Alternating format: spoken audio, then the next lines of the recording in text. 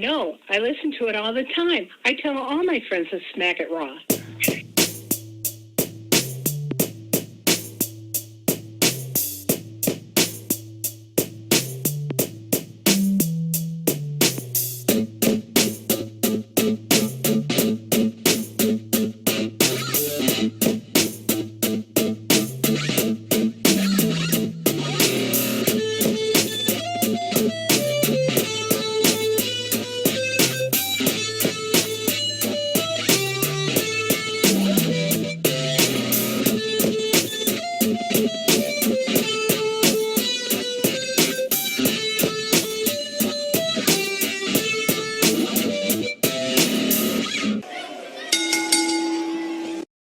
Following podcast contains mature content. The views and opinions expressed by the host are not necessarily those of the host. Listener discretion is advised. Ladies and gentlemen, welcome to the Smackin' Raw podcast, episode 156. I am your host, the Warden, Mad Ritter, and I am back, as always, with my co-host, Sir Cussalott, Travis Splinter, a.k.a. the Dragon King, a.k.a. Big T, a.k.a. Sweet T, a.k.a. T-Money, a.k.a. Black Merlin, a.k.a. the HNIC, and the unofficial third member of the Smackin' Raw podcast at this point, now that I'm the unofficial fourth member of the Smacked Raw NXT podcast, my boy, Travis's friend, Vince Delgado. What's going on, man? Hey, how's it going, man? Thank you guys for having me back on the show. I'm surprised to even be back considering how many times Travis muted me last time I was on here, but nonetheless, I'm glad to be back. Well, we didn't really have a choice because neither of us got to watch SmackDown, and you're now our first, go-to, especially because I helped you out Wednesday night, so it's like you owed me one. I was like, I'll grab Vince. I didn't even know if I was going to make it. I'm glad I made it. I didn't see any of SmackDown. Travis didn't see any of SmackDown. So that's why you're here. You're our SmackDown expert this week. Cool. I should have worn blue for the occasion then. You absolutely should have. Maybe. I like to think of Vince as, that stepson I never really wanted. I feel like that's a fair description because you didn't want this relationship or friendship, but Matt kind of forced it upon He forced it on me. Yeah. That's exactly what happened. And just like everything I force on Travis, in the end, through his reluctance, he knows it's for the best. So yeah, just like NXT. He didn't want to admit this, but last week on the podcast, or 2 weeks ago when I was on here, he admitted to NXT being the best weekly wrestling show.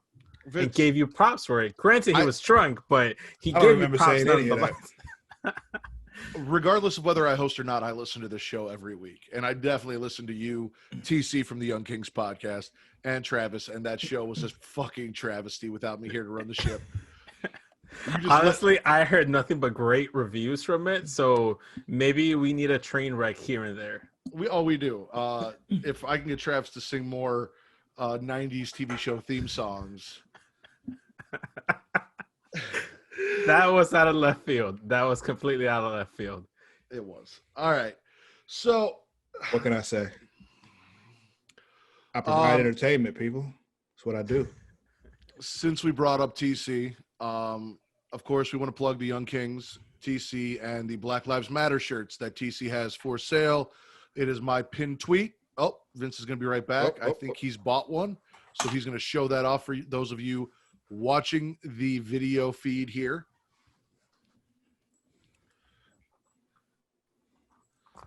Check out that fresh merch, guys. Look at that. Yeah. And there it is. Proof of purchase. Black Lives Matter.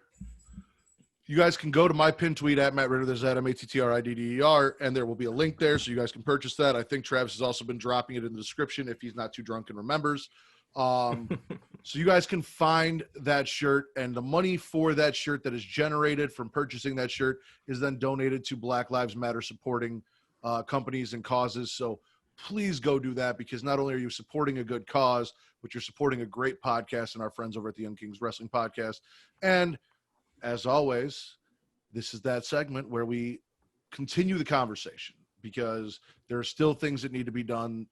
As always, if you can protest safely. People were getting ripped off the street, so please be careful if you go out and protest. Petition, donate, do whatever you can, whatever means you have, but help support that. I believe the cops in the Breonna Taylor situation are finally under investigation. Yeah, the FBI is investigating. So things are said. Yeah, that's what they said. So things are getting done, but again, it's not the forefront. It's not the huge conversation that's going on right now. We don't want it to just go away and forget about it and let things continue to be the way they are. We don't want these racist ass people out here to continue to diminish the cause and diminish the things that are going on and try and persuade people from, actual facts and actually what this cause is about and make them think it's about something else. So, stay educated, do your part. That's all we ask. Well said, sir. For sure. Thank you. Yeah, I know. So I fucked up and I did that update and my phone's still updating. So I was hoping to buy some time with that Black Lives Matter thing. I mean, you can. We can go into how disrespectful Vince is. How so? It's always a thing.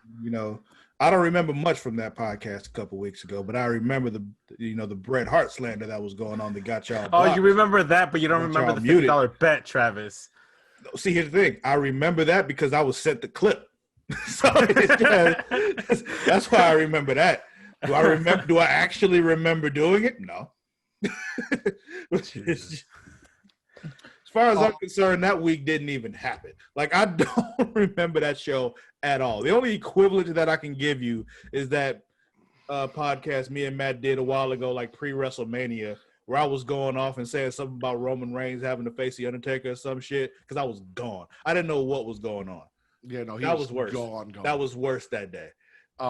Speaking of that, though, Vince and I have both been invited to go do a show with the Young Kings podcast, so you guys keep your eyes peeled for that when that drops. I wasn't invited, though.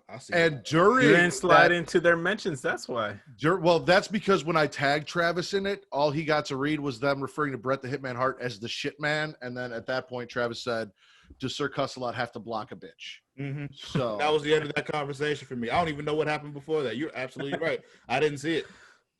All right, let's get into news and rumors now that my phone is updated. First and foremost, right off the bat, The Rock is a part owner of the XFL.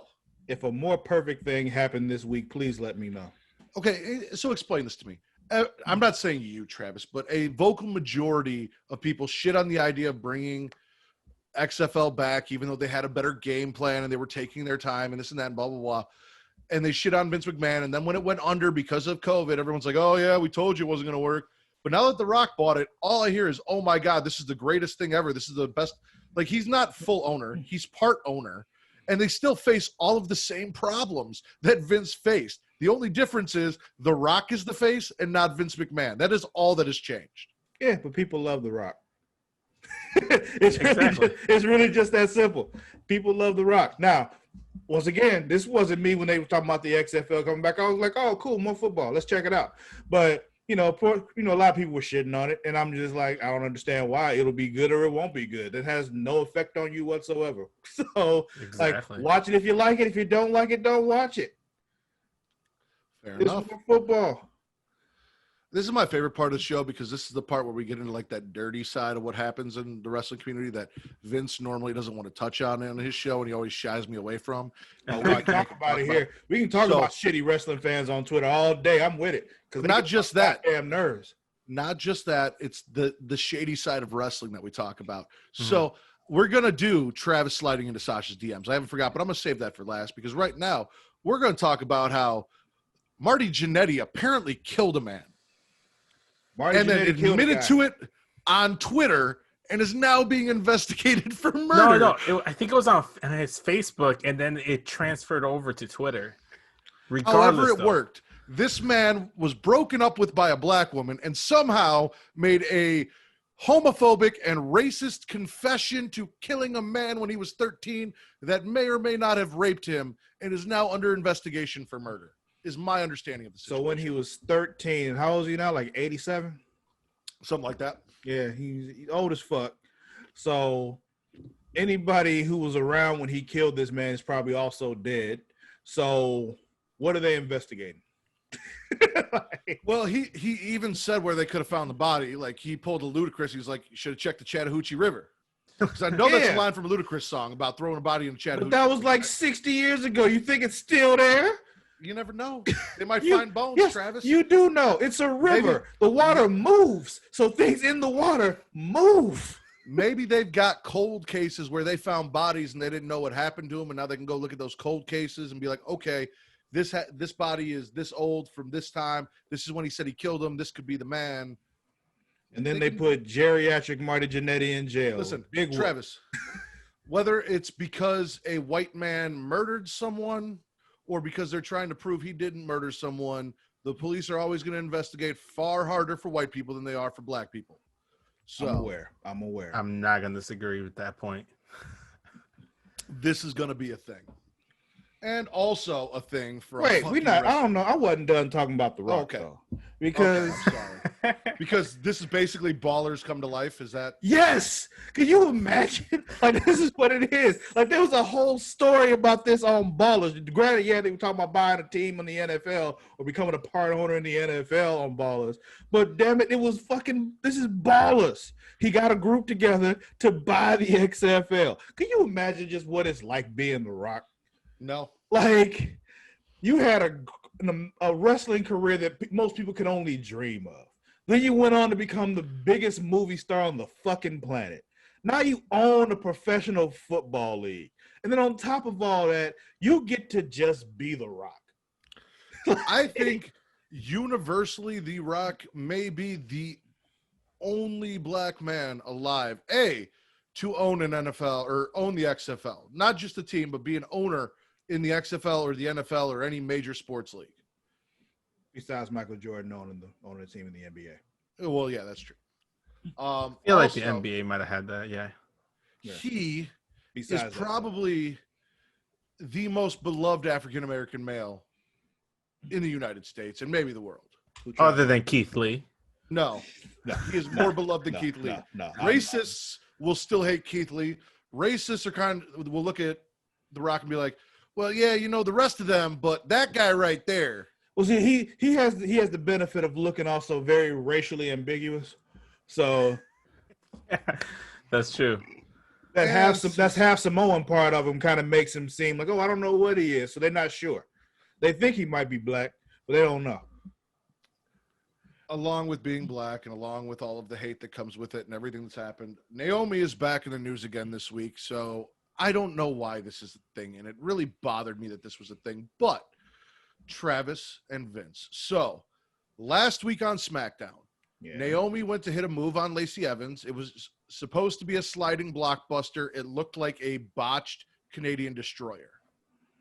A sliding blockbuster. That's what she said. It looked like that's what she was going for, and then just like I guess there was no communication. It just didn't translate how. So Lacey was outside of the ring. I didn't see SmackDown last week, so I need you to explain. Lacey was outside of the ring, bent over. Naomi came and slid under the ring, and I guess was supposed to slide over her and turn into a blockbuster from sliding, kind of like that Rey Mysterio powerbomb that you got on under the ropes and then powerbomb Seth Rollins. She was going to try and do a blockbuster like that. So that's okay. It was a botched move. It happens, right? Naomi came out and said it wasn't a Canadian destroyer. It was a blockbuster. A blockbuster is part of my moveset. It didn't work. Somehow it became that if you defend or say that, it was anyone but Lacey Evans' fault, you are a racist. There is someone that I follow on Twitter, a black male, who just said, it looked like, it was a problem on both girls' ends, blah, blah, blah. And then they came after him and told him that he was a self-hating black man who hates black women and these black men that hate black, and he just got attacked. And then other white people were like, hey, listen, he's just saying this happened. Bad move. I stayed out of it. I stayed out of it. He's like, no, they're just saying it was a mistake on both parts. And it's like, why does it have to, why are you saying this about him and that about him? It's not even like that. It's one botched move. And then it was like, you don't know our struggle. And it became a whole thing. You can't speak on anything that a black wrestler does negatively because you are not a black person who does. That is what I was reading on Twitter, Travis. Which is funny because that's the gimmick Matt does when he shows up on my show trying to make me seem like an Uncle Tom. That's Matt. That's what Matt does to me. No, so we had a show, and he had some options. First option was, should Jason Jordan have been a champion? He said no. World champion. Then he said Jinder Mahal shouldn't have been a champion. Then he said D'Lo Brown should have never been a world champion. But he was all okay with Bubba Ray being a champion. So I'm like, you're fine with all these white men being champions, including Bubba Ray, even though Bubba Ray has a beer gut. But you said no to D'Lo. No. You said I no to said Jinder. that Bubba was he had a bigger name more than D'Lo. So I saw why they did that. I was never for Bubba. I don't support Bubba. I'm all about Devon. I'm just saying you had 3 people of color offered you as options for world champions. You said no to all of them. There is context here, Travis, and that he is missing and not adding. Yes, no, this is 100%. And also on our show on Wednesday, I told you I was going to stop calling you a racist and stop bringing it up. I did it one last time, but now here we are. You dragged me back into the situation, making yourself look bad now in front of Travis. No, it's. If you ask me, none of them have any business with that belt. But I said D'Lo is a champion in TNA. No, world champion TNA. I said D'Lo could be a champion in the local indie promotion. Sir, that don't count. That don't count. I can be a fucking champion in TNA. That don't mean it. But Vince said no. Vince still said no. I said he could be a local champion here in like a freelance wrestling or AAW here in Chicago. Maybe they put. Dude, all I gotta do is walk in there at the right time and convince Vince Russo that it's a good idea. It'll draw ratings. It'll be crazy, and Vince Russo will be like, "Yeah, do it." You know. So Travis is saying he could have been world champion in TNA, which you said he couldn't because he's black. I believe in Travis. Travis is more believable than D'Lo Brown. No. Travis is saying D'Lo could have been champion in TNA. That's what he said. I was saying anybody can. Exactly, including D'Lo. And you said no because D'Lo's black.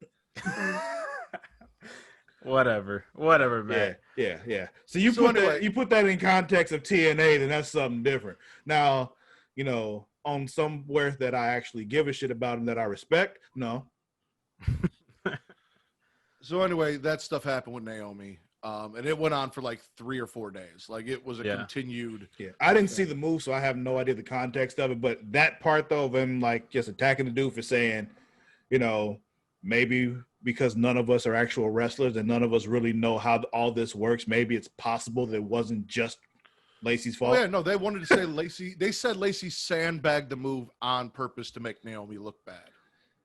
So this is what happens with wrestling when you buy too much into the character somebody's playing and forget that there's a person behind there that's not that person. It's just like, I think it's a little bit of that, but also there are a lot of clips from Lacey kind of selling terribly for Charlotte and Becky Lynch, so much so that I remember specifically one match on Raw or a pay-per-view where Charlotte was so fed up with Lacey Evans, she was legit cursing her out and physically moving her to the spot she needed to be in. So I'm not saying Shawn Michaels used to do that to people. But see, that's the thing is she didn't do it because Naomi was black. She didn't do it to Naomi to hurt Naomi. Exactly. She's just not the best wrestler ever. And if Rob Roode hears this, yes, she's not the best wrestler ever, Rob. She's not. Honestly, let's also call it how it is. If this was a guy over there on either NXT or on AEW, do you think the guys would have been having this spot talked about more than a day? No, because there were girls, and because it was Lacey Evans, and it happened to be Naomi, and it was just recently the whole Naomi stuff about Naomi deserves better. It was a whole thing. It was the culmination of things if it was Chuck Taylor, me and Travis would be shitting on him today, which would be 2 days after, but that's just because #fuck Chuck. I'd still be shitting on him a month from now because, like you said, fuck Chuck. All right, Travis, let's slide into Sasha's DMs with the panda gift because it has been way too long. Yes. Speaking of being too long, Matt, you miss me? We haven't done a podcast with each other for a while. It's been real nice. It really has. I had foul on last week. I had a break from you 2 weeks ago. It's been nice.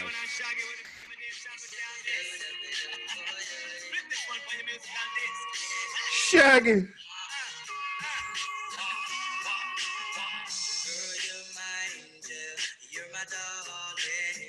We're so going to get a copyright claim. Oh, we are. We are definitely going to get hit for this one. I know it. And I don't care. Did you guys get hit with one with the Usher one? Yeah. Yeah.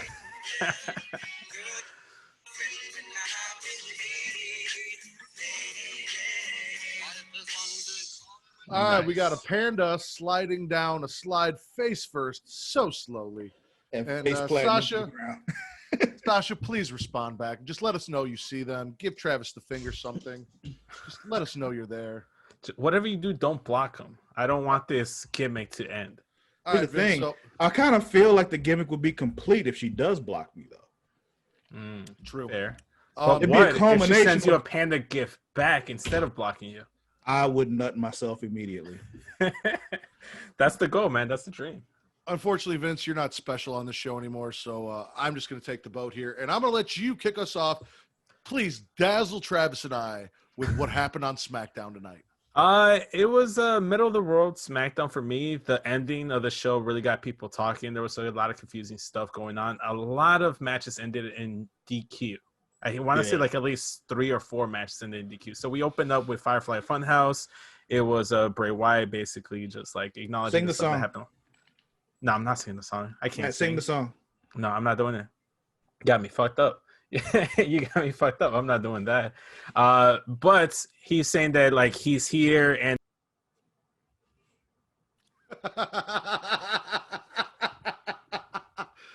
Oh, didn't even last 30 minutes. That felt so good. It really did. It really did.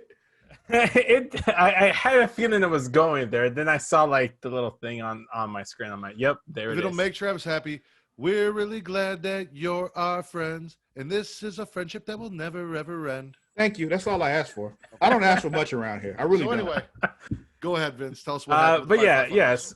yes. So it was just basically that, like Bray doing the Funhouse, addressing the situation, saying that the Fiend will be here tonight, and he wants the title. If he doesn't basically give up the title, something bad is going to happen to Alexa. And then we kick off the show with Matt Riddle versus Sheamus, which, Next. like I said, ended in DQ. Gable came in, tried to get the bounty on Riddle. Bro kicked Hashtag Riddle over Riddle. Hashtag Riddle over Riddle.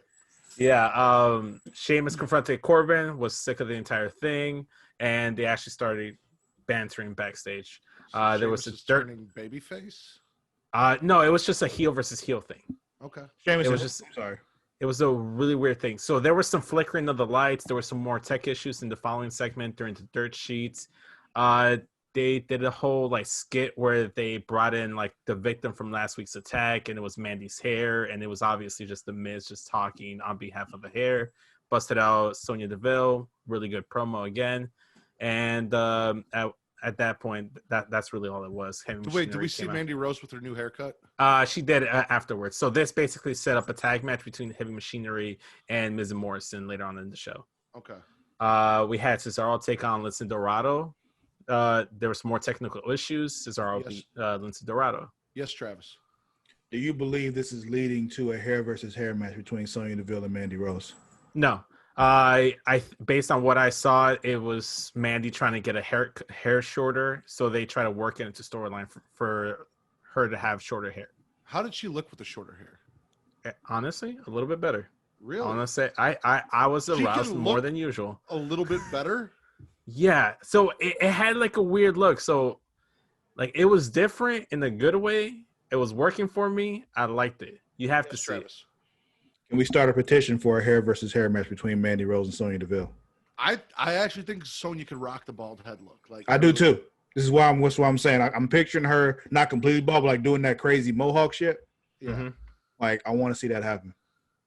I'm with it. We had the Fiend segment. He came out and they cut to commercial.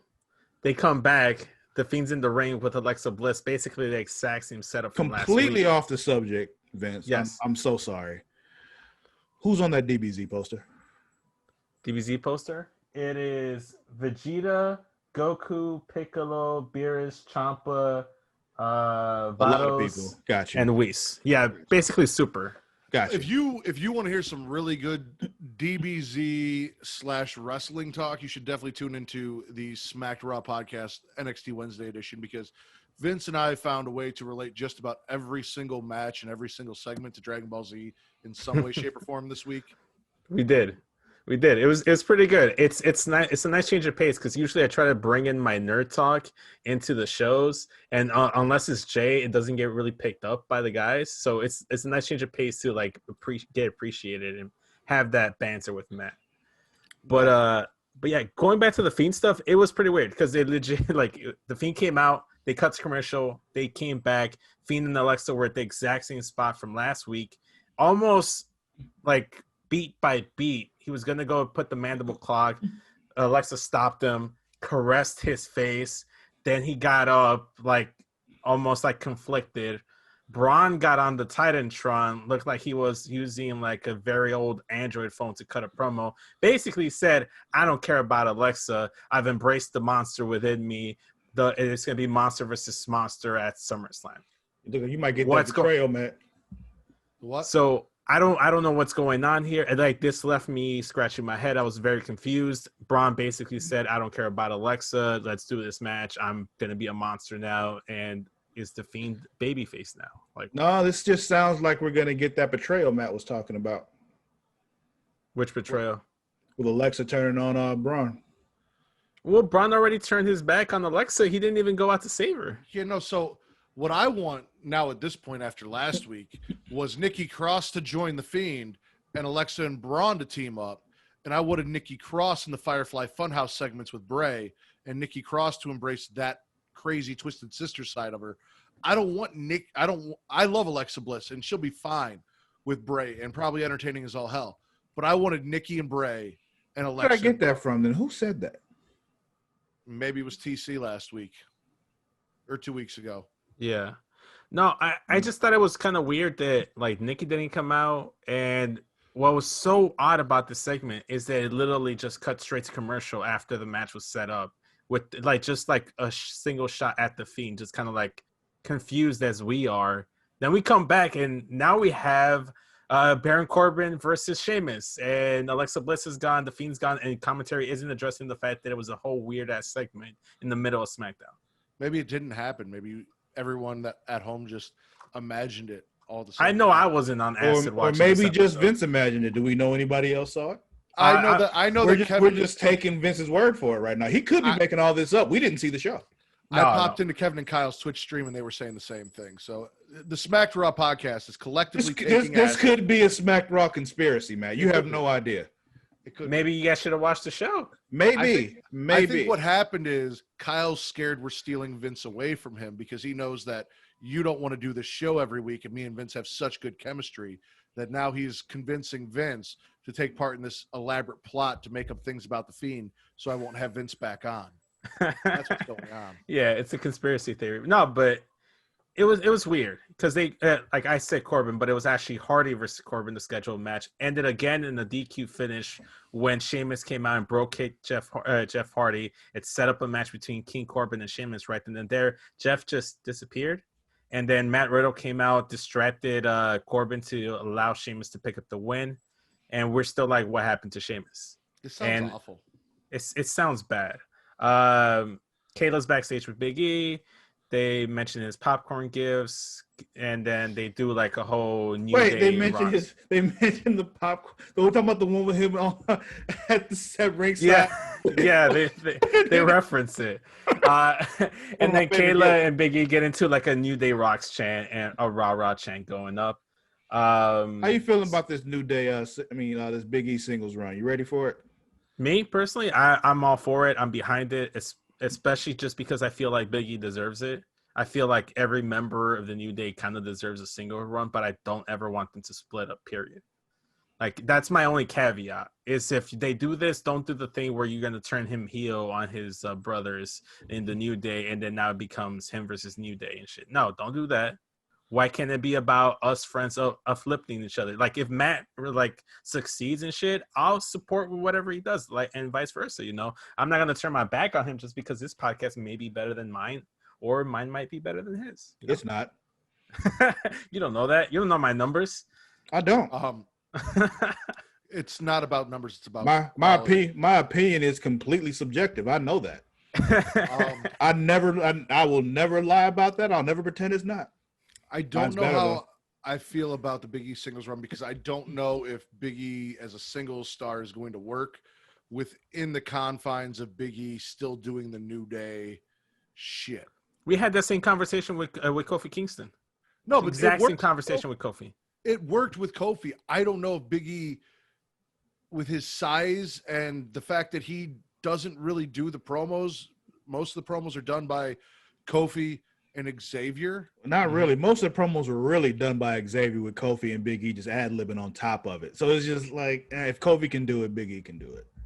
Yeah, he's basically like the Roman of the Shield. Like he's gonna be in there for he has the looks, he's got the body, he's got the moveset. He doesn't have to do much on the mic. He's already entertaining. Like exactly, he has personality in the ring. That's the thing. Roman Reigns wasn't in the ring gyrating his hips and rolling down ramps and shit. Roman he was sure wasn't. It wasn't. It was for a lack of time, man. That's the thing. We booed Roman Reigns, so you can't use that as an example, sir. I'm not taking that. I'm just saying, if Roman was out there gyrating his hips, I think a lot more people would like the man. I know I would. If he had more personality, we would definitely like him more. That's what I'm saying. Sure. That's why I think it's good that he still embraces that New Day side of him, because now he's not just that big Biggie that they had before. Now he actually has fucking personality. I personally need that 5 count Big E back. They're not doing that. It's never going to happen. It is never going to happen. A little mean streak, a little seriousness. Nah. So shortly after that, we had done that. We had Bailey and Sasha backstage, and you could tell Bailey is upset that Sasha just basically pulled the Bailey and volunteered her into a match. I love it. Sasha's still doing hints of wanting the SmackDown title because she grabbed the SmackDown title, lingered for a bit before she gave it to Bailey. They had a conference call with Stephanie McMahon in the Titantron in the ring.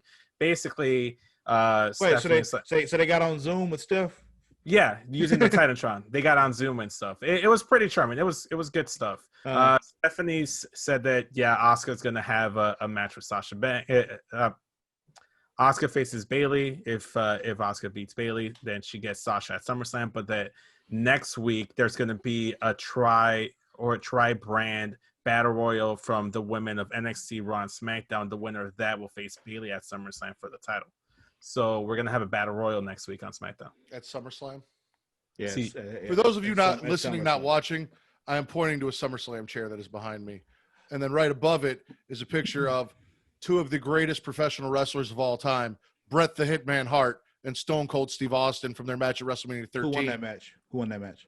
Bret Hart won that match and made Stone Cold at the same time. Yeah, that's how good he is. That's how good he is. Right above that, he's good.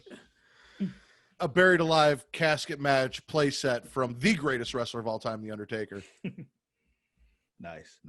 Let me go ahead and do this now, because I didn't get a chance to address this last week, this whole Asuka, Sasha, Bailey, Kyrie thing. I guess we'll talk about it on Raw. You want to wait till Raw? Yeah, we'll talk about it on Raw. Yeah. Okay. After that, we had the tag match between Heavy Machinery and Mr. Morrison. Morrison. SmackDown is going on forever, and I didn't even watch it. I know there's more tech issues. I'm trying to remember who. Heavy Machinery. Who won? Oh no, Sonya came in, interrupt the match or whatever. Okay, keep going. They go backstage just to pull apart. Retribution actually shows up. Oh, this is faction. Okay.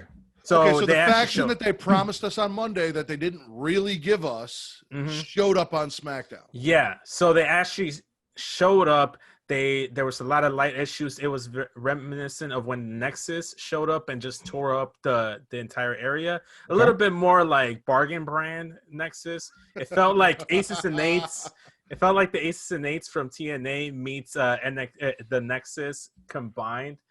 They did some spray painting on the ring, on the plexiglass. They attacked some of the performance center people. They attacked the cameraman, Corey Graves. I saw pictures of were they taking the chainsaw to the ropes? There was a chainsaw at one point where they cut the ropes. So it was pretty gnarly. They just kind of looked. Yeah. No, go ahead, finish. No, yeah, it was just they kind of looked like I want to say it was maybe a total of 5 or 6 of them, and at least 2 of them were girls. Okay. It's interesting because Ryan Satin, I know you know who Ryan Satin is. Travis, are you familiar with Ryan Satin? Negativo. Wrestling news journalist. Actually, I believe works for WWE. Was doing stuff on WWE backstage for a little while. He put out a tweet today asking a non-wrestling question. It was, what is the better version of My Way, Limp Bizkit or Frank Sinatra? And this is my favorite thing because it had It had 7,300 votes, and it was split dead down the middle, 50-50. But yeah, it's one of those things. You gotta love that Limp Bizkit song, but how can you really, vote against? I'm more of a Frank 17. Sinatra guy. WrestleMania 17, My Way, Limp Bizkit, The Rock, and Stone Cold. But fuck Fred Durst though. That's my take. Dude, listen, I grew up as a Limp Bizkit fan. I did it all for the Nookie. I broke stuff, and after reading this, take that and stick it. Yeah. So I listened to Limp Bizkit on the way home, and I was listening to Break Stuff with, I got a chainsaw, skin your ass raw, having no idea that also on SmackDown tonight they had a chainsaw and they were going to skin someone's ass raw. Yeah, so I kind of was like making a joke with like my brother saying like, okay, so one of them is Finn Balor, or at least Demon Balor, because he came out with the chainsaw, one of those takeovers. So that was one joke that I threw out there. So might be Finn Balor. Dijak, Mustafa Ali, Vanessa Bourne, Chelsea Green are all names I heard and saw thrown out there that could be. Was there someone tall enough to be Dijakovic? There was, honestly, they were like just moving so much. One of them had darker skin tones, so I like that. That's one thing I noticed. There was one guy that talked into the mic that looked kind of brownish, like he could be like Latino or something. Madden. Dio Madden. I would love to see Dio Madden. He got swole. We'll talk about him on Raw. Mm-hmm. But yeah, that was SmackDown, guys. So he's not dead. I thought Brock killed him. No, he's not dead. Okay. Brock killed him, and then Bobby killed him on Raw. Like I said, we'll talk about it. So I'm spitting just because, except for the stuff at the end, this felt nothing so here. Long. Yeah, like just you explaining it felt like the show took on forever. Now I'm interested to see the end. Very interested. That's probably the best part of the whole thing. Yeah, is the ending sequence, and it was maybe like the last 5 minutes of the show. And they're fucking up my Alexa Bliss fucking Bray Wyatt shit that I was so hyped for last week. So throughout the show, they got the little technical difficulties, and they finally paid it off at the end. Is what you're telling me? Okay. It could be like cross-brand thing too, so it might not be a SmackDown thing or a Raw thing. It could be a thing where they attack both brands. Go to NXT. Fuck up NXT. No, leave NXT alone. Don't touch that. Don't touch that. I like NXT where it's at. They got to do all the brands. No, stop it. I understand, man. I'm with you. Vince, I'm gonna spit as well for the same reasons you just said. Nothing really much to add there. Same exact reasons. Travis? Oh, spitting. Like I said, when you explained it, just felt so long. I was ready for it to end. Also, too, in my defense, I was using Kyle's notes because I was not taking notes initially because I'm like, oh, fuck. Because, like, once you hit me up, I was not planning to take notes, so I was not able to have, like, a notepad or my laptop with me, so I was going based off of memory. So Kyle was kind enough to send me his boring notes. Even so, it's just what you described just seemed like if I was watching, it would have felt so long, and that happened. It did. The only match that ended clean was like I think Cesaro versus Lince Dorado. We got some smacked Raw brand warfare going on. Vince firing shots over at Kyle, and we're gonna fire more right now because, as everyone knows, when Vince and I did the live stream of NXT on Wednesday, we labeled it NXT greater than AEW because Kevin and Kyle named their live stream AEW greater than NXT. At the time, I hadn't watched AEW. I have now watched AEW, and I am confident in saying NXT was greater than AEW. This was not a great show, in my opinion. We're going to get into it right now with the 12-man tag clusterfuck at the beginning. So you know how every week I make a joke about how I forgot to watch AEW, but it turns out I actually watched AEW. This week you didn't watch AEW. Yeah, this week I actually forgot to watch AEW. Like, no bullshit. and funny enough, because I asked Travis, because initially I wasn't sure if you were going to be on the show or not. So I'm like, Travis, did you watch AEW? It's like, I have not. I'm like, okay, well, I'm going to put it on my TV as background noise. I'm not going to take notes, but I'm going to like at least make bullet points of where everything happened. I got tired. Like there was a lot of tag matches, like certain matches. I'm like, I don't care about this. I'm skipping this. There was like, it was the 12-man tag. it was the Cody tag match, and it was the Best Friends tag match. And I'm like, why do I care about these? And that's the thing is like it's one thing to bring prominence back to tag team wrestling. It's another thing to have just an entire show of tag team wrestling. Oversaturating it. Yeah. The 12-man tag sucked, and if you think it was good, Who was in it? It was the Best Friends. No. Or no, I'm sorry, not the Best Friends. No, this was FTR, the Young Bucks, FTR, Bucks, and Kenny FTR, Omega. Kenny Omega and Adam Page versus 6 members of the Dark Order. And it No, wasn't actually, I think it was was it a 12-man tag or was it a 10-man tag? No, it was a 12-man tag. Okay. Right here. So it was both members of FTR, both of the Young Bucks, Kenny Omega and Adam Page versus Colt Cabana, Brody Lee, Evil Uno, Stu Grayson, and then 2 non-important members. Yeah, this sounds like trash. Move on. Dark Order won, and it was trash. There was one point where Adam Page was taking out all of the Dark Order, and Brody Lee was just standing there watching his team get beat up and not trying to stop Adam Page from doing it. Can I be honest here? I always say this, but I feel like the minute Brody Lee came into Dark Order, I stopped caring. Like I didn't care about them initially. I was intrigued and piqued and like curious about them. Okay, I'll give them a chance. But the minute Brody Lee came into the faction, I'm like, I don't care about Dark Order anymore. They were doing some really good promos and the recruiting videos and all that was really interesting. Brody Lee showed up. He did the mob character / Vince McMahon knockoff, and that was funny for a few weeks. Yeah. And now instead of being like a weird cult leader, like that's what he should have done when he showed up. He did. They. I don't know. They blew it. Yeah, they did. They really lost did. all momentum. Then we got a Jon Moxley promo. Basically, Jon Moxley is saying, "Listen, I used to be Darby Allin. I used to go out. Actually, I thought this was a really good promo. So, he's like, I used to go out there and do the death matches when people told me not to do it, and I used to put my body on the line. And I used to do all these things, and I still do them to an extent, but I'm older and wiser now. And Darby, I'm gonna tell you this as someone who's been in your spot tonight. When you get to that point to where I've beaten you and you think you can keep going, and you know you're not worrying about your body or the fact that I almost broke your neck the last time we wrestled, just stay down. When you're done, you're done. Don't keep getting up. Don't give into that pride. Just stay down. Save it for another day." So basically, telling us that Darby Allin's not going to stay down, and that he's not going to win that match. The one thing.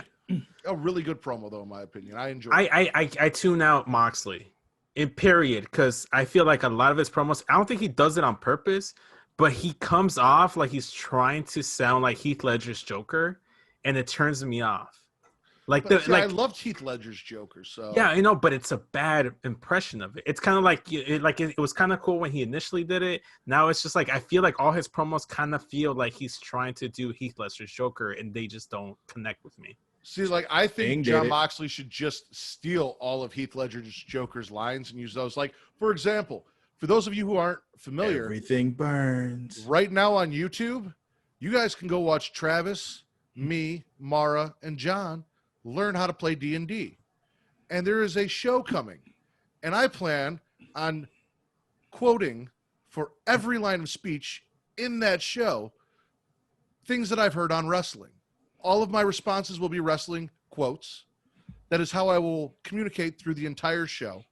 And I'm going to see if I can make that work. It's going to be entertaining as shit. I'm okay with that. My only question is, will you guys be live streaming that? And if so, can I get a link? I'll see if I can make that happen. Because the thing is, the way I'm going to work that out is, I got to record us here on Zoom, but I also got to record the game board on another screen here. So if I can find a way to stream them both to Twitch or something like that at the same time, I'll find that is something I'm sure Vince can help you with. He's really good with that and with the restream, so that's something I'm sure. Oh, that's more or less Kyle. I just kind of like basically do what he tells me. I just he's more of a tech savvy guy. And then I just kind of like copy and paste. Did you know Kyle sent me a Smacked Raw podcast onesie for Zoe? Yes, I saw that. It was a pink onesie with their logo right on the chest. And I told Kyle, I can't wait till she throws up on it. I'm going to get a video of it and make sure I send it to him. Especially since he picked the one with like the green splatter all over it too. Yeah. It's like you picked the wrong logo, man. The best friends show up in Trent's mom's van. They defeat Proud and Powerful. Oh, they were actually in the van? Oh, they were in the van. They showed up. Trent drove his mom's van. They defeat Proud and Powerful. Later on in the night, Proud and Powerful go out and they destroy Trent's mom's van. They graffiti it. They smash in the windows. They go straight street on it, Travis. They, take the wheels off all the shit. Chuck Taylor then has to cut a promo about how he promised Sue nothing was going to happen to her van and how they're responsible for his mom's van. So it's Chuck Taylor's fault. Yeah, basically. Of course it's Chuck Taylor's fault. 100%. Because fuck Chuck. Then we got MJF at his campaign headquarters, and this MJF presidential campaign to be AEW champion, all of it I am enjoying. He's got a guy named Lee who he's just shitting on for not doing his job. He's got an assistant. This whole campaign thing has been entertaining as hell, and worth checking out after his speech last week. Then Matt Hardy cuts a promo thinking that the fans want the regular Matt Hardy, not any of the gimmick versions of Matt Hardy. So he's going to work on being the regular Matt Hardy. And then Sammy tries to attack him from behind and they brawl. Matt gets put on a table. A lot of people pointed out that you can clearly see him opening a capsule or some bottle of blood or something to create the amount of blood that was coming from his head before he is put brutally through a table off the stage by a 450, 630, whatever it was. But, I mean, Sammy hit him shoulder first in the gut, put him through the table. Leaving Matt Hardy bleeding all over. And then Best Friends want the rematch and an apology when they win for their mom's car being destroyed. Dark Order. You know what's so great about wearing sunglasses while you podcast? What? I can fall asleep and you never know it. The Dark Order lose to I'm getting close, by the way. Zack Ryder and Cody Rhodes. Yeah, this whole thing was jobber Dark Order members basically beating down Cody Rhodes so Zack Ryder could get the hot tag. So you kicked this off with a SmackDown snooze fest. Now you're giving me AEW snooze fest. Yeah, we're trying to get through the hard stuff. Please, that's what she said. At the end, though, yes. At the very end, though, Scorpio Sky, who cut a promo on AEW Dark about how he's he's around? He's still there? Showed up, walked up to Cody, looked at the TNT title, gave it a little pat, and then walked away, basically saying, "Open challenge, Scorpio Sky." I'm with it. Okay, I'm with that for sure. Give me somebody against Cody I give a fuck about. Thank you. Then we've got the debate with Orange Cassidy and Chris Jericho, moderated by Eric Bischoff. A word? Travis, this whole thing was Eric Bischoff asking questions and Chris Jericho answering the questions and Orange Cassidy not answering the questions because he's Orange Cassidy. And Jericho explaining to Eric Bischoff how Orange Cassidy doesn't talk and this and that, blah, blah, blah. And then Eric Bischoff asks a question about global warming. And Chris Jericho doesn't have an answer. Orange Cassidy interrupts and gives a well-thought-out, full-on answer about carbon emissions and global warming and all of this stuff that just kind of baffles everyone. Then he cuts Chris Jericho off on the next question and cuts a full promo on Jericho and is declared the winner by Eric Bischoff of the debate based on his two answers. Really good shit here. This is why I enjoy Orange Cassidy so much, because it's like he's already established that like the only reason why he does like, you know, the hands in the pockets, they putting forth the least effort possible and all that kind of shit is that he's so good that he just doesn't care. So when he decides to turn the switch on, you are in fucking trouble. Yeah, it's kind of like like Beerus when like he showed up initially, he doesn't fucking care. He's out here just like not even trying. And then the minute he puts exactly. He just wants. I'm pretty sure that's all Orange wants. But the one thing Orange I really liked about Beerus, you are absolutely right. The one thing I liked about his promo, like when he cut off Jericho towards the end, it's like, yes, this is going to be the biggest match of my life, but this is also the biggest match of your life, Jericho, because because what will happen if I beat you and you got beat by the guy that puts his hands in his pocket? Oh, damn, that's true. Could you imagine? Like how Jericho would eat that loss. Like how would he react if he takes that loss to Orange Cassidy? Yeah, man, definitely. That's the best thing that happened on the show. Best thing. And then after that, I didn't even watch the main event. After that, I'm like, I don't want to watch the main event. What was the main event? The main event was Moxley versus Darby Allin for the title. And even though MJF came down and tried to interfere to help Darby get the title because MJF would much rather face Darby Allin than Jon Moxley for the AEW championship. Moxley still pulls out the win. Also, we had them attack Orange Cassidy and the Best Friends run out late to run Jericho and Jake Hager off after Orange Cassidy gets beat to shit by those two guys.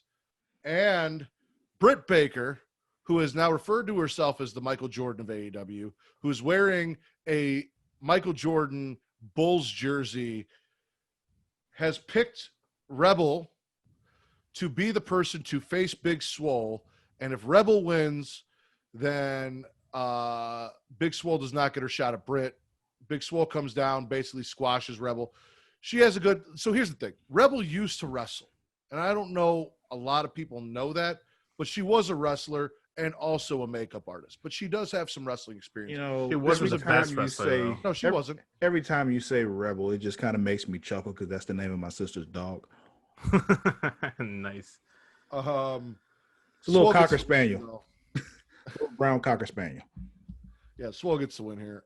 That's all that's important. A lot of people complain that there was only one women's segment and it was like 4 5 minutes. top, 4 to 5 minutes tops. So. I mean, their women aren't that good though. AEW spit or swallow, Vince. I'm a spit. Other than the debate, there was not much for me to really enjoy. Travis. Pleh.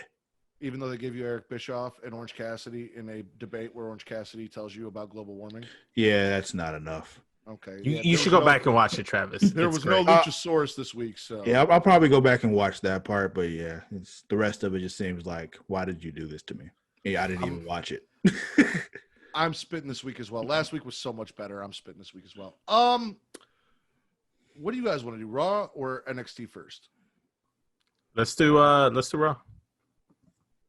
You go with that, Travis? Yeah, it's fine. All right. They're both on like the same level to me this week, so So announcers talk about the power issues. As we've mentioned, there is a faction that is Retribution. Not a fan of that name, by the way. Who is throwing Molotov cocktails and shit, and it's a thing that's causing power issues throughout the show. Just get that right out of the way. First match, Apollo defeats MVP for the U.S. title. And he says he's going to give the old U.S. title to his children because he promised them that he would. MVP takes a loss right at the beginning of the show, but then says he wants a rematch at SummerSlam for the title. He wasn't ready, blah, blah, blah, blah, blah.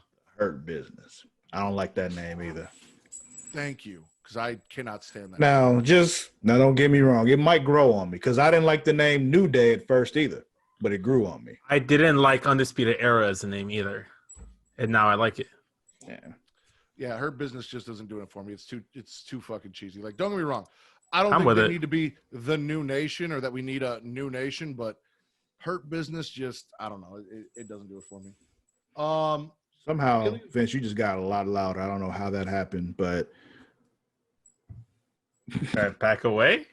I don't know what it is. I really don't. Don't worry about it. I'm just saying. I'm just letting you know. Okay, cool.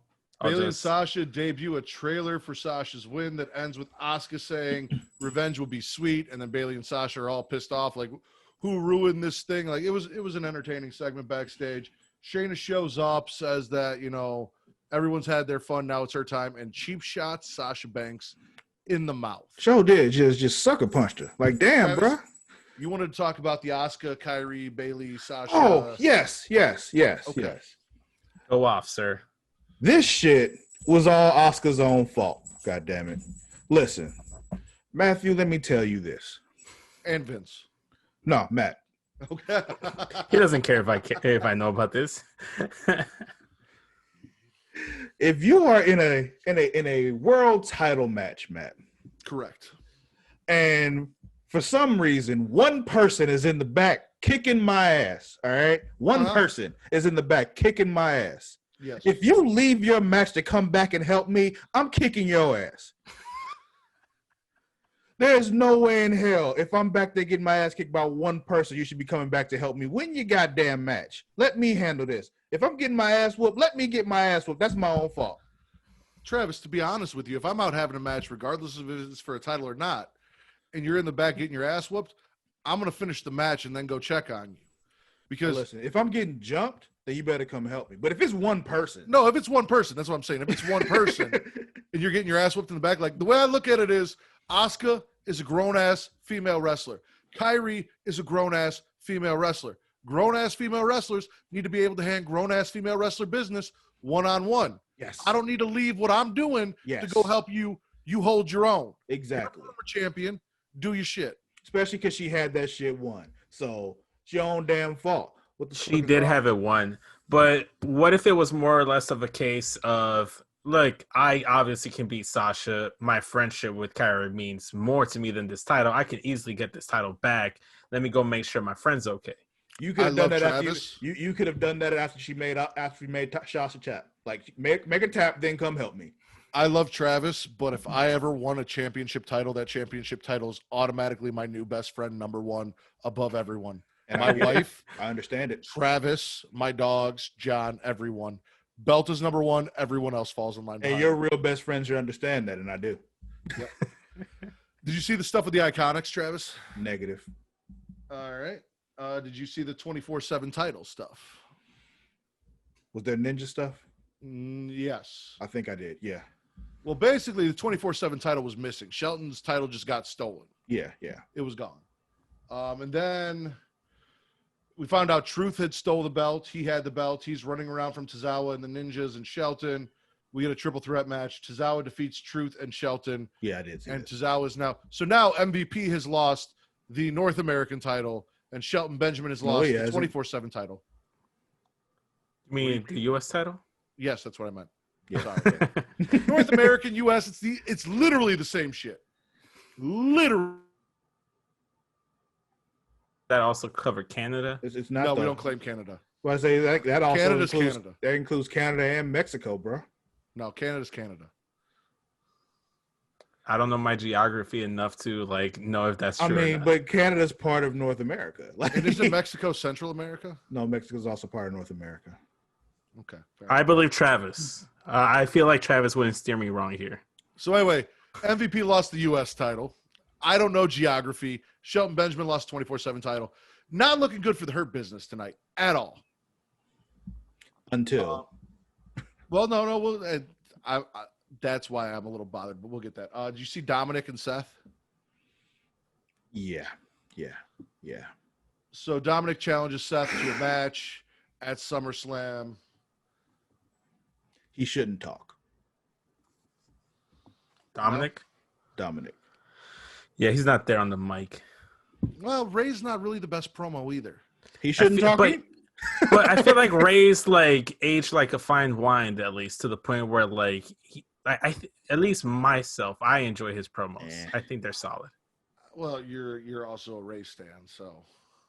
Well, to be fair, Kyle also has the same sentiments about Rey Mysterio on the mic.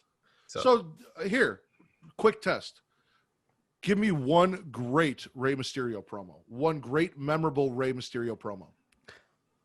That's a trap. That's a trick question. I'm not answering that.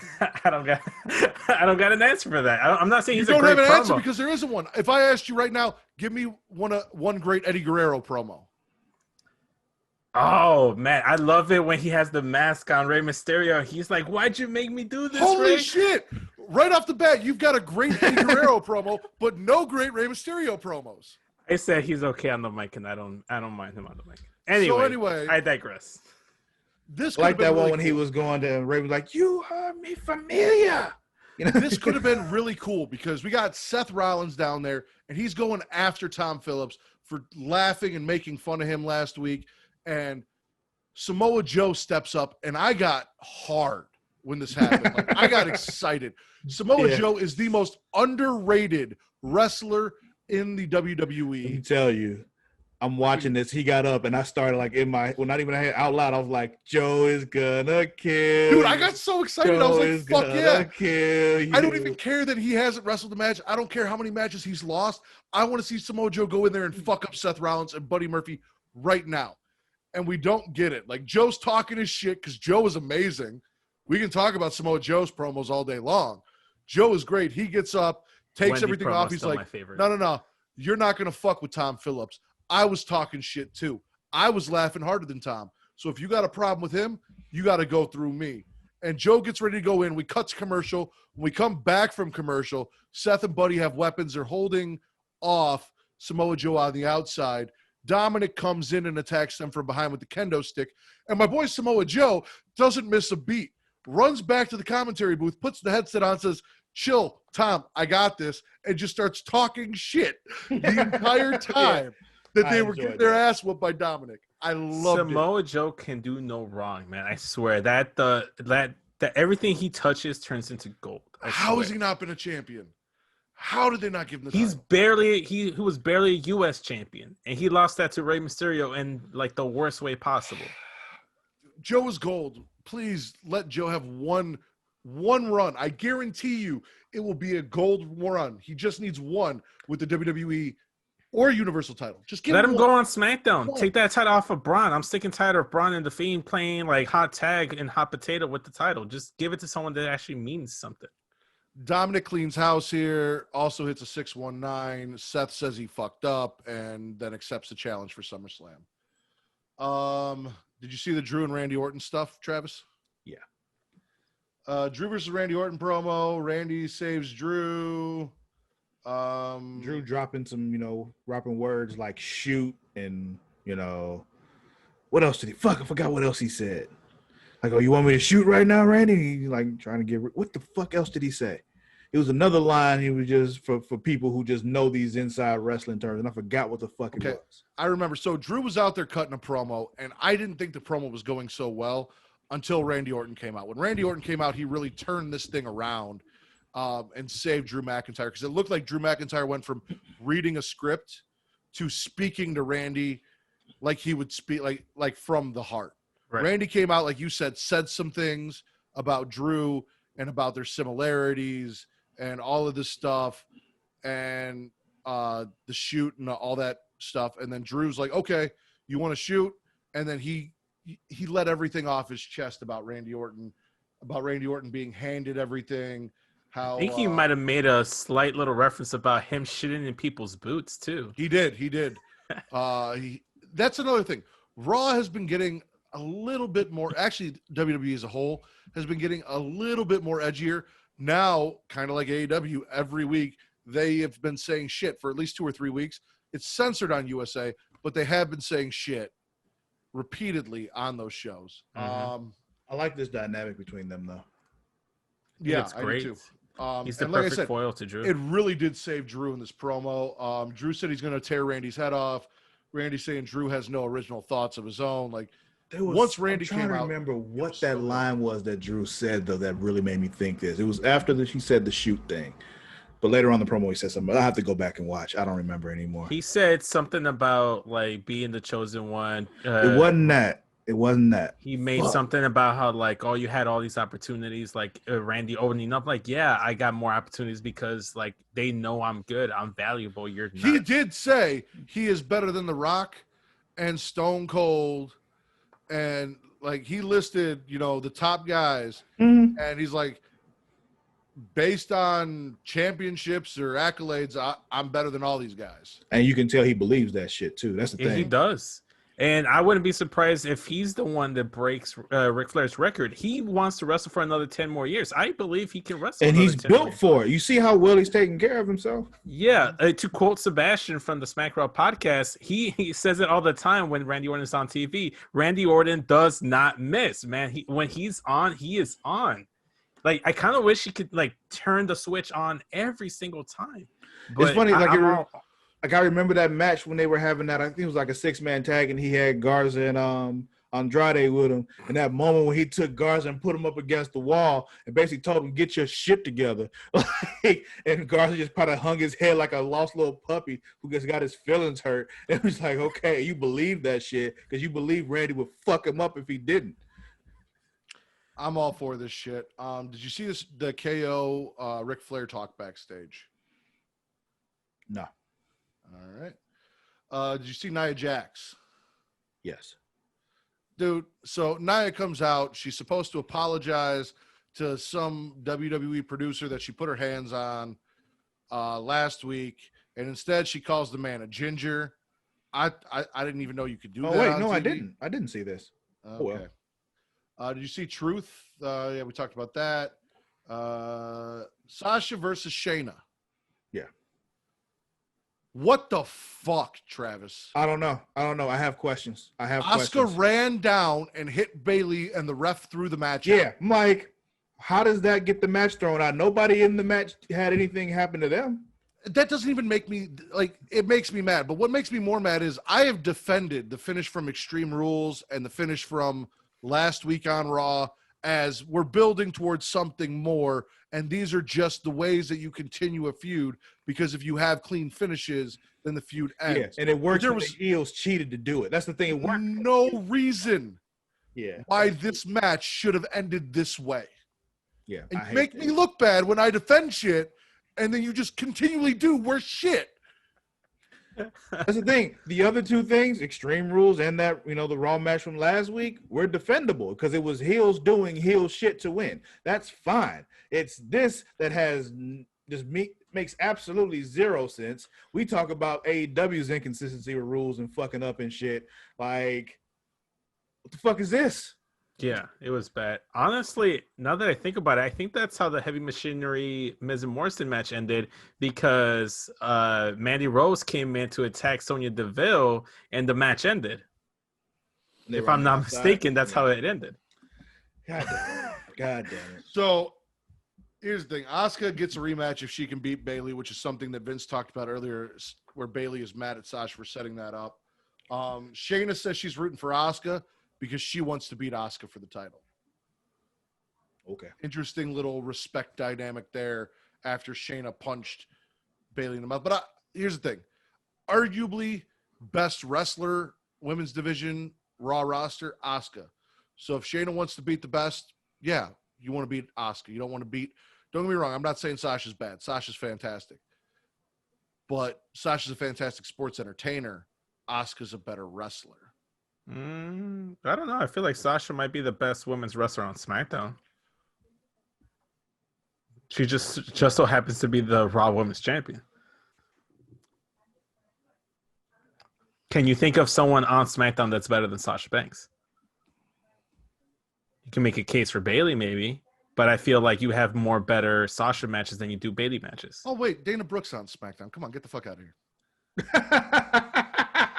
You're right. I forgot about Dana Brooke. They just never put her on TV, so I forgot she existed. The great Dana Brooke. How could we ever forget? What are you talking about? Dana Brooks on SmackDown. Come on now.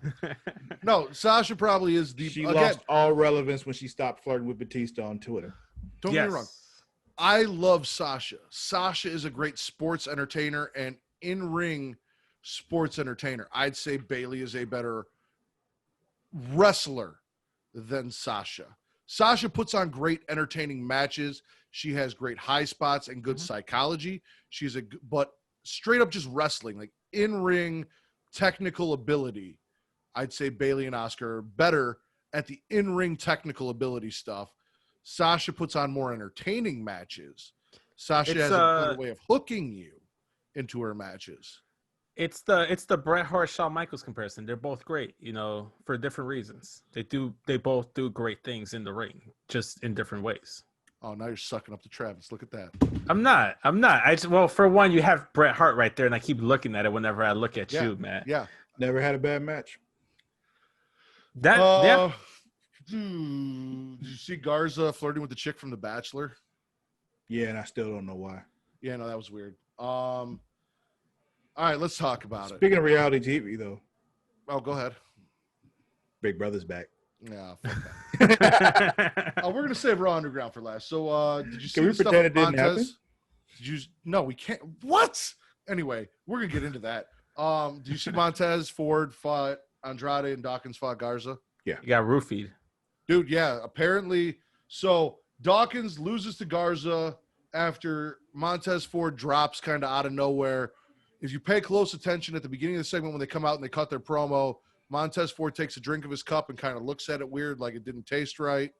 Then he goes in, he has a match with Andrade, and just as it looks like he's about to win that match with Andrade, he just passes out. We go backstage. He's in the trainer's room. Dawkins comes out, says that apparently Montez was poisoned. Bianca comes out, and she wants fucking Zelina's ass. She just knows Zelina did this, and she is going to whoop some ass if Zelina doesn't tell her what you put in my man's drink and how do we fix this right now. And this is how we know they didn't do it.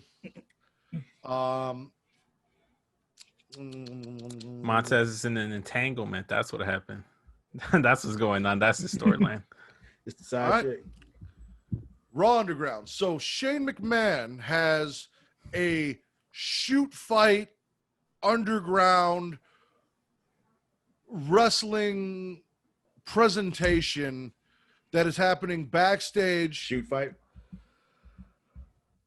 That's what I'm It is saying. presented as Shoot a fight. shoot fight. That is how it's presented, Travis. That is how it is presented. It is not an actual shoot fight, but it is That's presented. why I don't know what. This is why I don't know what it is. So no ropes, no nothing. It's just a platform. They go in. Someone loses. Another contender comes in. He's got girls dancing around to give an aesthetic. A lot of people complained about this and called them strippers. When I saw that, go-go I'm like, dancers, not people are gonna strippers. be upset. Yeah, no, people are stupid. I love strippers. Strippers need work too. Fuck I off. sure do. I support the naked hustle. Exactly. Here's the thing. I love this because this is a great way to do things. This is a great way to show a Shelton Benjamin in a light that Shelton should be shown in. It's a great way to show Dolph Ziggler and these other legit wrestlers and competitors that you have in a different light as dominating forces. The Hurt Business then comes in. Bobby Lashley is going to take over. He takes out Dio Madden. So that's who that was, Travis. That was Dio Madden. Got all that's who jacked. that big motherfucker Yeah. was? Oh, okay. He took out Dio Madden. Shelton Benjamin took out Swerve. Scott. Mm-hmm. Shane Swerve Scott, right? Swerve. No, Isaiah Swerve Scott. Isaiah Swerve Scott. And it was Shane Strickland. I'm going to fuck that up for the rest of my life. I just stick to Swerve. Yeah. So That's what, exactly. I just called him Swerve. You're right. Shelton takes out Swerve. MVP takes somebody out because apparently he's got some kind of martial arts background. I wasn't buying the MVP shit. I was all for Bobby and What you Shelton. mean? He going went to in there. Japan. Doesn't that Tearing automatically that shit down. martial arts training? Yeah. The As problem much is, as me going to a Japanese restaurant makes me like a good Japanese wrestling food cook, man. No, doesn't. It other doesn't? than It doesn't? No, it Oh. doesn't. other than Lashley, MVP and Shelton took L's tonight, and now they're supposed to come in here and just clean house and be these badasses, and that's hard for me to buy into and believe. Is you both just got your ass kicked tonight and lost, and Shelton lost to Akira Tozawa and R-Truth. Like, you didn't even lose to someone legitimate. Hey, give our truth some respect. All right. First, To be fair, Tozawa I won a don't- match, not did true. we not just find out? Well, not find out, but we're reminded today how R-Truth was the first ever black and only black NWA champion. Recognized NWA champion. What does that mean? That means that there are other people that have held the title who were people of color, but they didn't officially recognize them as holding the title. Well, this is like when they stopped recognizing the title. Probably. Yeah, I don't count that. So I really enjoyed this. And my thing is, if they continue this on just with Bobby Lashley, yeah, you can have Shelton there. I don't need to fucking see MVP wrestle ever again. He is supposed to be the mouthpiece. He is supposed to be the manager. I do not need to see him competing for the U.S. title. I do not need to see him wrestling. I do not need to see him on the platform doing stuff. I love MVP. I don't need him in a ring anymore. I really don't. I need him to talk for these two guys who can't talk and get these two guys over and not put himself out in front of everyone else. Stop it. Anyway. I can get that. Travis. My thing is, I'd say he can wrestle every now and then, but he should be wrestling nearly as much as he is. But go ahead. Yeah. Bobby with Lashley that. dominating Raw Underground. People coming in, legit wrestlers coming in. Like, you got your Dolph Ziggler and all that, right? Then Paul Heyman and Brock Lesnar come in. And in that Raw Underground setting with no ropes, in that basement club feel, you have a stare down between Bobby Lashley and Brock Lesnar. So you're gonna you like- fantasy I book gotta yourself say, into some blue balls there, man. That's what I'm What saying. you're gonna do. You love AEW Underground because you're fantasy booking it. And we Raw already Underground. know that's not going to happen, dude. No, I enjoyed everything I saw from Raw Underground despite that argument. I really did. I thought it was cool. It felt like an underground fight club, even though it was scripted. Clearly, Bobby threw a punch that he didn't hit the guy, and the guy dropped. Neither here nor there. That's what I'm saying. It was just like, oh, okay, we got some shoe fight. Oh, no. It's. I think it can be cool. I want to see where it goes. But also, yes, I have now fantasy booked that this is how we finally get Bobby Lashley, Brock Lesnar. And I am also hyped for that because I think better than in a wrestling ring, seeing them in that situation and that aesthetic where it's not F5s and promos and it's just who's the better, bigger badass, no ropes, no bullshit, knockout or submission. I'm for that. Fair. All right, let's talk not good enough for Hulu, Monday Night Raw edition. Not good enough for Hulu. The Iconics wanted to be on the KO show, but he said he had guests. Kevin Owens reunites Ruby Riott and Liv Morgan and brings the Riott Squad back together in a very heartfelt and touching moment interrupted by the Iconics. They slap KO and then get jumped. Riott Squad defeat the Iconics in the tag team match and get a win. And Liv says Ruby is still winning her trust back. I much preferred Bianca and Ruby to Liv and Ruby personally. Then KO is backstage. I never saw Bianca and Ruby, so ends up. I want Bianca to be her own thing. She'll get there. KO has a heart-to-heart with Ric Flair. Basically, Ric Flair's, talking to him about, what he did with the Riott Squad and blah, blah, blah, and is that what he wants to do? And he's like, well, listen, you're out here, toting Randy Orton and this and that and blah, blah, blah. And then he's like, well, maybe if you shut your mouth and acted more like Randy Orton, you'd have a title shot at SummerSlam. So KO then challenges Randy Orton through Ric Flair to a match next week. And most importantly, Nia Jax comes down. She is supposed to be apologizing to Pat Buck. She calls him a ginger, insults him, challenges him to a fight. He's like, no, this is not what's supposed to be happening. Nia, you're suspended indefinitely without pay. Nia pulls his jacket down, headbutts him, and smears foundation from shoulder to belly button across his white shirt, sending him out of the ring. Nia Jax is officially suspended without pay. Which means she can't be in the Battle Royal, so that's a win.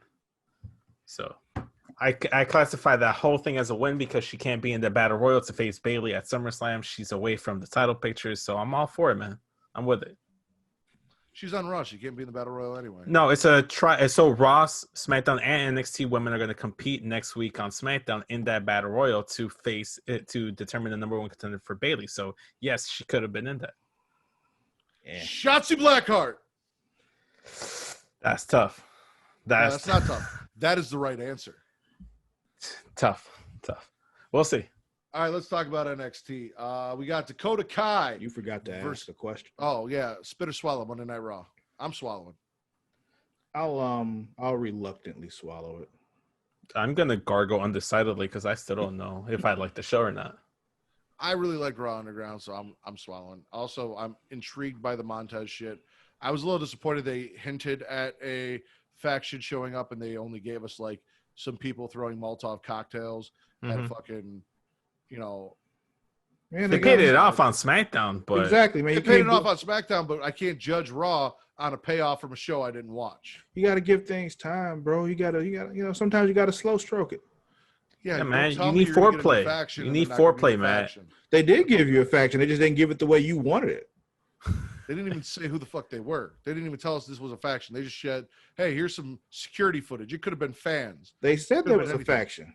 I think they did on commentary. They said the word faction on commentary. Yes, they did, sir. They just didn't have a name for the faction until social media tweeted about it like an hour after the show.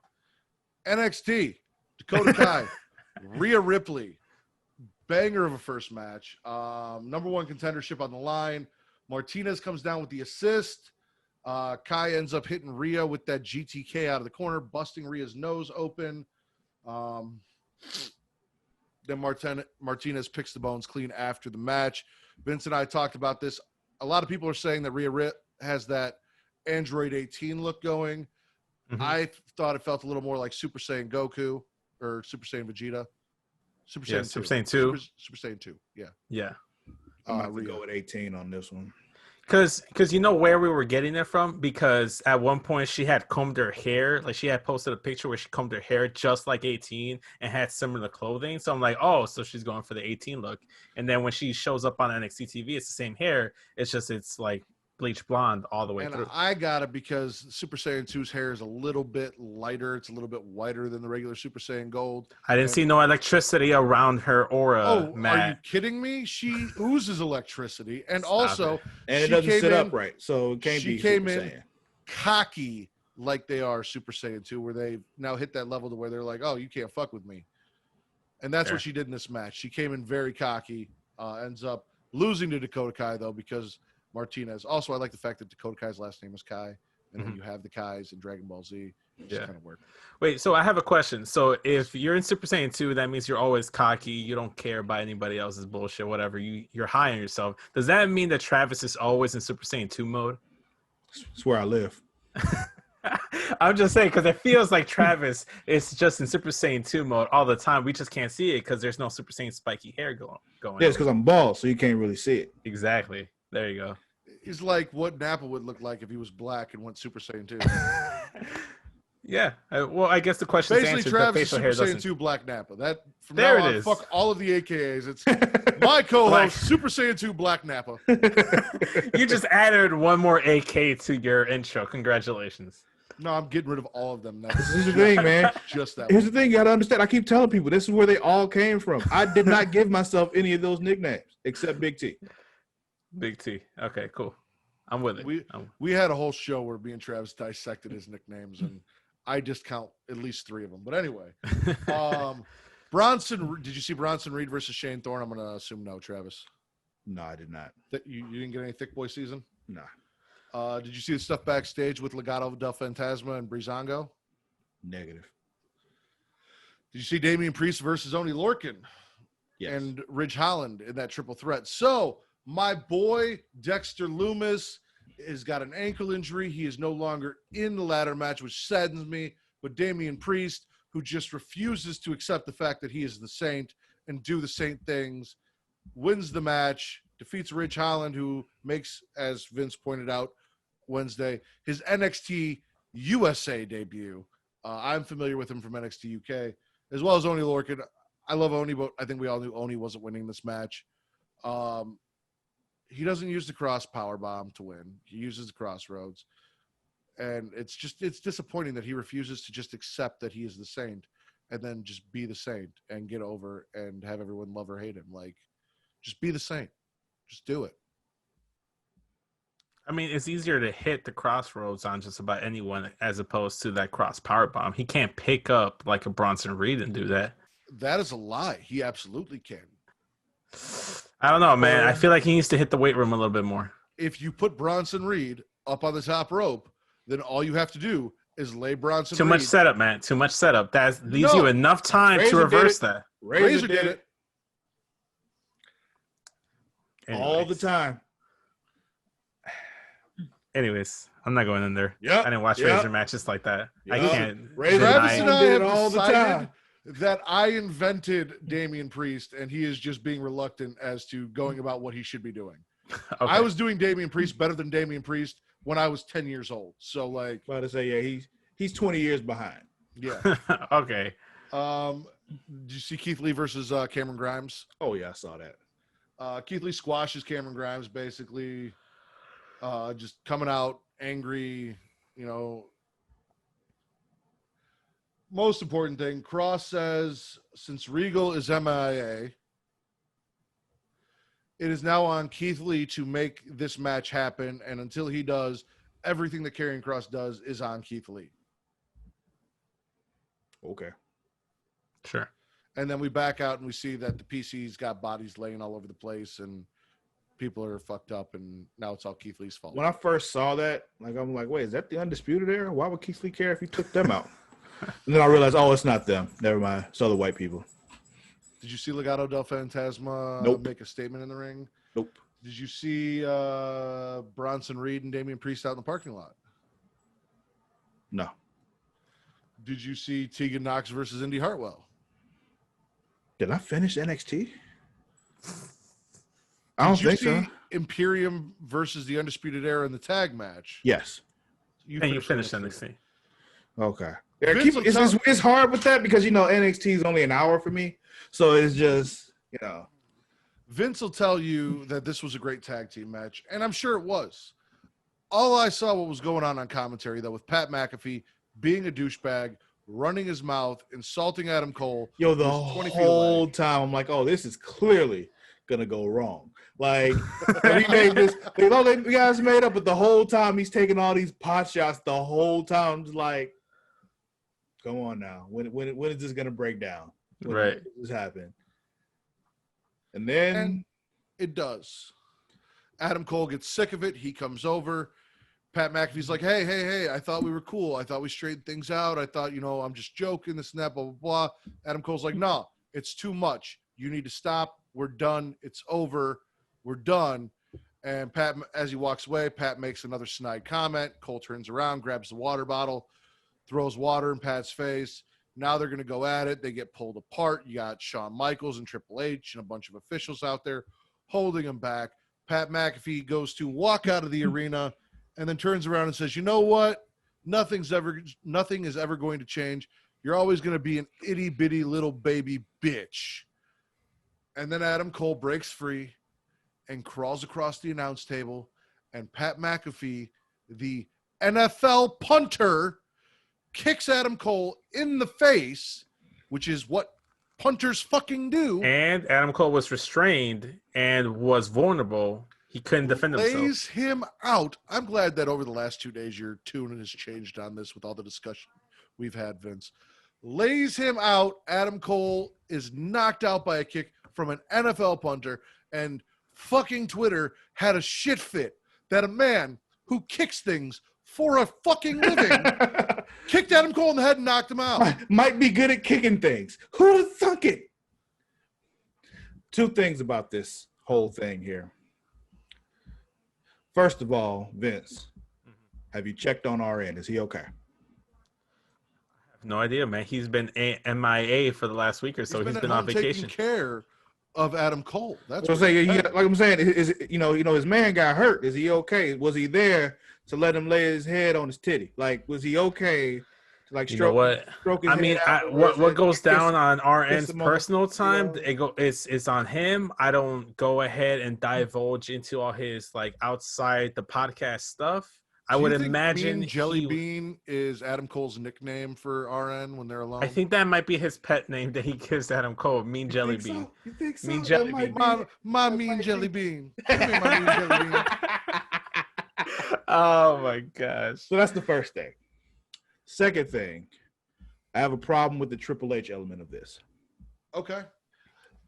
Because to me, the character they've established Triple H to be, if he was out there and someone kicked one of his guys like that, Triple H would not just push him. I have a counter for that, but go ahead. And I know your counter will be this is the corporate Triple H, this is not the same guy and all that kind of stuff. However, you saw the kind of mode that he was in, how upset he was. And he went as far as to push him. He's not that guy anymore. He's ready to fight. Pat McAfee is not a WWE signed talent. He is still a former NFL punter. He is still a podcaster, so on and so forth. How often have we seen Triple H in situations where guys who are not contracted wrestlers have got physical with wrestlers, and Triple H has not got physical back, including when he got punched in the face by Arnold Schwarzenegger? That's the way I look at it, is Pat McAfee is not under contract to WWE. That is why Triple H did not do anything more than shove him out and say, get out of here. If he was a contracted wrestler who came in from wherever and kicked Adam Cole, different story. And yes, also corporate Triple H. But there is that consideration that this man could sue this company because he is not hired by this company for physical activity. Yeah, but they can counter him because he attacked one of their guys first. I just feel like Triple H would have fought that nigga. Like it's just like it just seems like that's what would have happened in that situation. In the heat of the moment, if he was heated enough to push him, he'd have been heated enough to throw some hands. That just lets you know, Travis, that he doesn't really fuck with Adam Cole that hard. That's what that means. He doesn't really fuck with Adam Cole like that. You might be right. Maybe. If he had after kicked, seeing if he had kicked how- Keith Lee, he'd have fought him. You right. Mm-hmm. You right. Yeah, he would have came in there with a chainsaw, just like the retribution. He was trying to get retribution for Keith Lee. He would have came in with a chainsaw. Nah, he would have found his signature sledgehammer underneath the announce table for some reason. Mm-hmm. Here's what I hate the most about this, Travis. From day one, I have hated Pat McAfee. Like, as a person, just as I told Vince on Wednesday, I don't Pat know that man McAfee, from a can of paint. So go ahead. he's been involved with NXT. You were not watching NXT, that's why you don't know. But he was there when NXT invaded SmackDown. He was on commentary, doing commentary from the NXT invasion aspect. But anyway, from the second that Pat McAfee showed up on pre-shows for NXT, started doing stuff, I told Vince, when I watch stuff, I look for people I'd want to hang out with. Pat McAfee is not someone I could see myself hanging out with. Like, he is a douchebag. He's someone I'd want to punch in the face if I was out and around this guy. Everything about him, from the moment I've saw him, not a Pat McAfee fan. But Twitter, being Twitter, made me defend someone I don't even fucking like, because I thought the fucking segment was so good and they were shitting on it that I spent 2 days defending someone I fucking hate. Because he's a fucking punter and he kicked someone in the head. And they were upset about that. I think we got into it with Wednesday Night Wallop on Twitter, and we kept going back and forth. And quick shout out to them. You know, they were good sports about the debate. They weren't being rude or anything. I actually guested on their podcast earlier in the afternoon, so I'll be on their quiz show, and I may or may not be their new champion. Oh, spoilers, possibly. I may or may not be their new champion. We'll have to wait till that episode drops. Well, see, here's the thing. Now, if you're not, I'm gonna call you trash forever. Well, I guess you're gonna have to watch the episode. All right, No guys. promises. NXT Spitter Swallow. The fact that you're on it makes me swallowing want to this all not watch it. What? That's okay. I'm swallowing That's okay. NXT all day. Yeah, swallow. Yeah. Also, for the most part, I swallow NXT. I only sometimes gargle undecidedly, but yeah, I'm swallowing. Yeah, I love. It's one of those others when I'm just like, okay. I mean, like, the thing is, at the end, I didn't really like I said, I don't really know Pat McAfee like that, so I don't have the same connection as you all do. Mm-hmm. But I still was like, okay, I can kind of see where they're going with this. So I guess, yeah. You know what NXT ahead, is sometimes? NXT sometimes is like a McDouble. It's not like a 5-star burger, but it fills you up and it gets the job done for like what it costs. Well, yeah, because it's McDonald's, so you know what you're gonna get. That's Exactly. It's NXT. You know where you're gonna get. They've actually kind of been building this, Travis, kind of behind the scenes. Well, not behind the scenes, but like off main TV since like 2018, I think, where Pat McAfee has been hosting these watch-alongs on the WWE Network or on YouTube during pay-per-views, and the Undisputed Era comes in, and them and Pat McAfee just go back and forth talking shit, and the Undisputed Era just trash Pat McAfee. So this has kind of been like a really, really slow burn for almost 2 years to get to the point to where Adam Cole flipped out on the show, and then Pat McAfee came on and is talking shit. okay. Best show of the week, Travis. It's either Raw or NXT, and the thing is, Raw gave me that underground shit that I really didn't care about. NXT gave me this Pat McAfee thing and Adam Cole. I mean, it can be interesting, but I really still don't care. Mm-hmm. One show had Montez Ford get poisoned. The other show had Keith Lee get a win. Why? Hold on. All right. Well, Travis is looking for a coin to flip. Vince, best show of the week. I'm gonna say NXT. I know what I can do. Ha. There we go. Where is it at? Yeah, my pick is NXT. I'm gonna go NXT as well because something on NXT made me defend someone I don't even fucking like. And if you can get me that invested to where I am like back in the day, I would have never argued against Dean Malenko or for Dean Malenko in any way, shape, or form. Right. I feel similar feelings towards the douchebag level of Pat McAfee that I did towards Dean Malenko back in the day. And yet here I am arguing for the fact that this guy's a legitimate kicker because they really hooked me with this segment. So I'm going to go NXT. Travis? I'm going to roll a D4 here. If it's a 1 or a 2, I'm going with Raw. If it's a 3 or a 4, I'm going with NXT. That's Dungeons and Dragons dice for you guys that are unfamiliar. Well, roll a 3. I guess it's NXT. NXT is the best show of the week. Vince, please let everyone know where they can find you. Yeah, so if you guys don't know, I am on the Smack Raw podcast. You can find us using our link tree /Smack Raw podcast.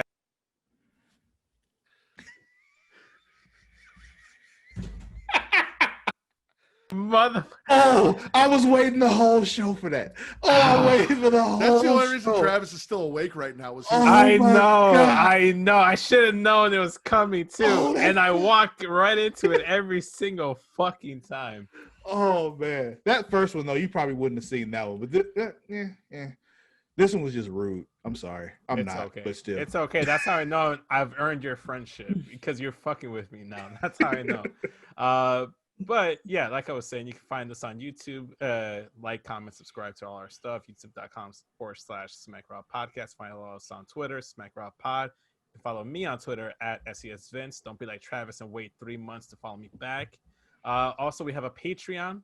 Please go ahead and check out our Patreon /SmackRaw Podcast. Go ahead and any donation is very, very much appreciated. And also, Bells by Dan. Check them out. Oh no, you don't get to plug your shit on our show because we don't get anything for that. Get the fuck out of here. I'll buy you like a taco for every person that slides over there. Go buy a Smackin' It Raw t-shirt, which you guys can get at our Teespring store. The link He don't even know where it's at. He don't even know where it's at. Linktree/Creation World gets you to our Patreon, gets you to our Teespring for now. Travis, is there any word on? yeah. Give me a couple months, man. A lot of things are moving around right now. I'm trying to get it all set, but yeah, I need some time. But right Do now, we still have any Linktree. new Patreon subscribers that we need to shout out?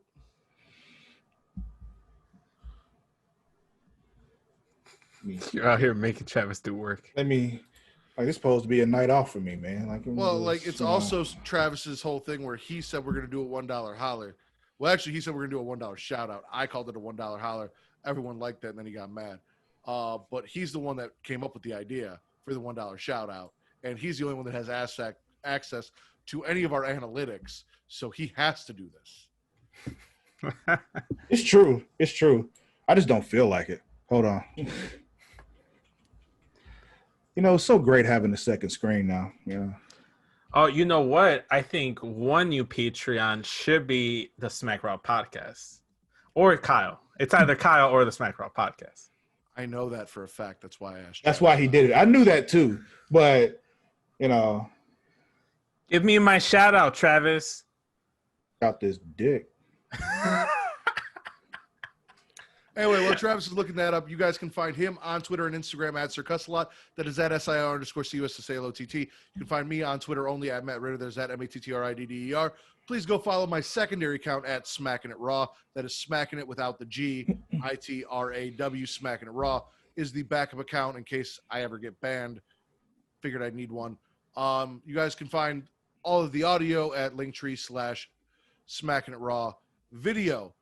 Again, Linktree/Creation World. Also, please go check out and follow at The Creation World on Twitter and Instagram. You guys can find us on Facebook at facebook.com/Creation World, facebook.com/groups/Smackin' It Raw.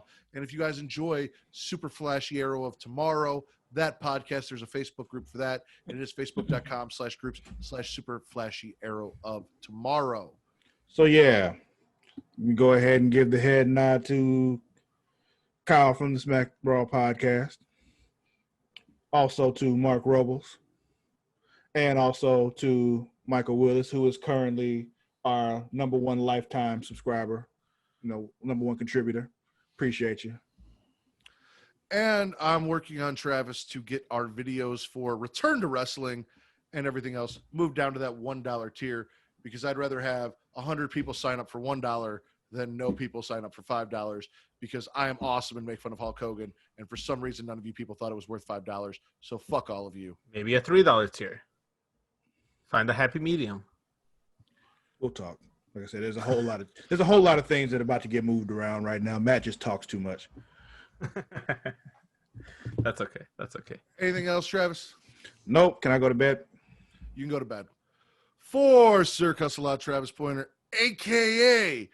Super Saiyan 2 Black Napa, and for Vince from the Smack Raw podcast, I am the Warden, Matt Ritter. We are Smackin' Raw, and we are the #1 podcast on Porn or wrestling podcast on Pornhub. Peace. Hasta luego.